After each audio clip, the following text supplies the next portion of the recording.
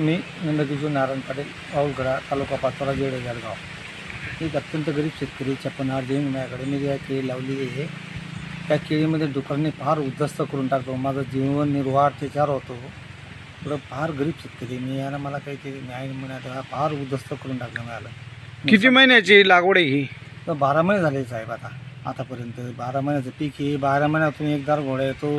त्याच्यात उपद्रव वाढला आहे डुकरांचा. त्याचा फार त्रास आहे. किती नुकसान झालंय तुमचं? बाहेर जवळजवळ 1000 एक झाड त्यांनी असं नष्ट करून टाकलेलं आहे. 3000 लागवड केली मी.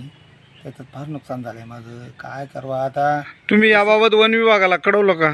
अरे काय कोणी कोणाची घेत नाही एवढं. आता काय आम्हाला माहीत नाही. आम्ही अनाडी शेतकरी आहेत. आम्हाला काही एवढं समजत नाही त्यातलं थोडंसं काय आहे काय नाही. सरकार पाहत नाही काही नाही. हो अशा गोष्टी फार आहेत त्या. किती हजाराचं नुकसान झालंय सुमारे तुमचं? जवळ 1 लाखापर्यंत नुकसान झालेलं आहे. हो पाण्याने असं उपद्रव केला तरी 500 झाड खोड खराब झालं तरी कोणी पंचनामा केला नाही. अर्ध वार पडले त्याच्यात. फार नुकसान माझं. काय झालं त्याच्यावर माझा परिवार चालतो. काय करणार त्याला कसं काय जीवन जगू आहे फार कठीण झालेलं आहे. वरिष्ठ अधिकाऱ्यांकडे काय मागणी कराल आपण? गोष्टी आता करायला एवढी मागणी की पाहून घ्या बा तुम्ही समक्ष पाहून घ्या. आम्हाला न्याय द्या. आम्हाला पैसे भरपाई द्या. दुसरं काही नाही आम्हाला. काय म्हणायचं आहे आम्ही माझा परिवार मोठा परिवार आहे. 56 जीवन जगतो मी. माझ्याकडे जमीन कमी आहे.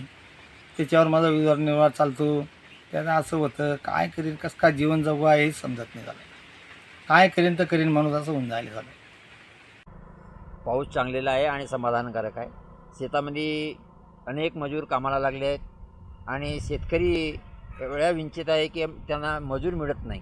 त्यांच्यामुळे पाऊस सगळीकडे असल्यामुळे मजूर मिळत नाही.